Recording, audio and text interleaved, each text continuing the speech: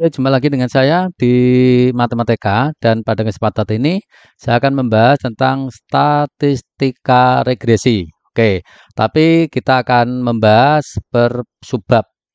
Yang pertama adalah tentang diagram pencar. Ya, jadi sebelum kita mulai tentang regresi, kita akan tentang belajar pencar dulu.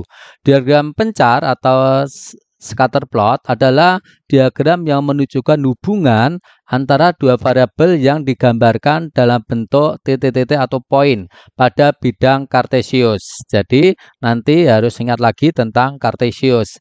Untuk variabel independen, yaitu variabel yang mempengaruhi atau yang menyebabkan perubahannya variabel dependent. Sementara kalau variabel dependent, variabel yang nilainya dipengaruhi oleh variabel independen. Ya, ini adalah X, ini adalah Y nanti dalam koordinat kartesius. Lanjutnya adalah coba perhatikan seperti ini. Perhatikan diagram ini.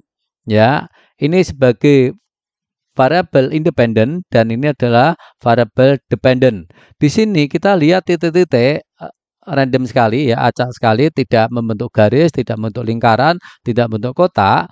Hubungan antara dua variabel pada diagram pencar disebut korelasi ya. Jadi kalau hubungan antara dua variabel itu disebut hubungan korelasi. Untuk melihat korelasi antara dua variabel perlu diperhatikan langkah-langkah berikut ini. Jadi ini adalah contoh. Untuk selanjutnya adalah coba perhatikan tren yang pertama ya. Tren yang pertama beda dengan gambar yang tadi. Tren pada diagram pencar untuk menentukan korelasi. Korelasi positif jika nilai variabel independen meningkat, maka nilai variabel dependen juga meningkat. Ya, ini adalah seperti ini lebih mirip atau bisa kita buat sebagai garis ya. Ya, sebagai garis ini adalah korelasi positif. Kalau X-nya itu lebih besar, maka Y-nya juga lebih besar. Itu namanya adalah korelasi positif. Nah, sekarang yang kedua, korelasi negatif jika nilai variabel independen meningkat, maka nilai variabel dependennya menurun.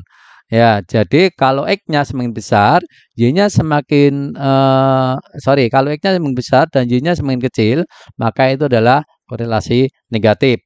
Terus tidak ada korelasi jika titik-titik pada diagram pencar menyebar secara acak. Nah, seperti ini. Jadi ini tidak ada hubungan antara sumbu X dan sumbu Y karena ini acak sekali ya. Jadi harus diperhatikan untuk tabel-tabel seperti itu.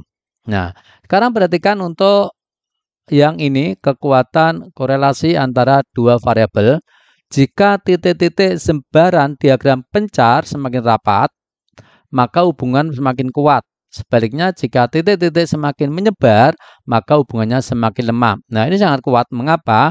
Karena ini kalau kita buat garis itu semua itu dekat dengan garis, ya, dekat dengan garis. Sementara ini sedang karena di sini dibanding dengan yang pertama itu lebih renggang dan ini sangat lembah karena renggang sekali. Ya, ini adalah urutan seperti ini. Ini yang positif sementara ini negatif ya. Jadi kalau dekat dengan kalau kita buat garis dekat dengan garis seperti ini dan mengelompok seperti ini, maka ini kuat, yang ini sedang, yang ini lemah. Oke ya, itu adalah tentang hubungan atau korelasi antar dua variabel. Selanjutnya kita lihat ini kelinearan diagram pencar. Hubungan linear terjadi jika titik-titik pada diagram pencar membentuk pola yang menyerupai garis lurus. Linear adalah garis lurus. Ya, ini adalah linear. Ya, ini linear, ini juga linear. Kalau ini positif, ini negatif. Sementara kalau tidak garis atau melengkung itu adalah non linear. Ya, jadi mudah ya.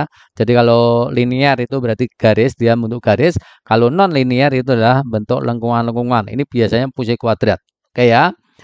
Terus sekarang pencilan atau outlier.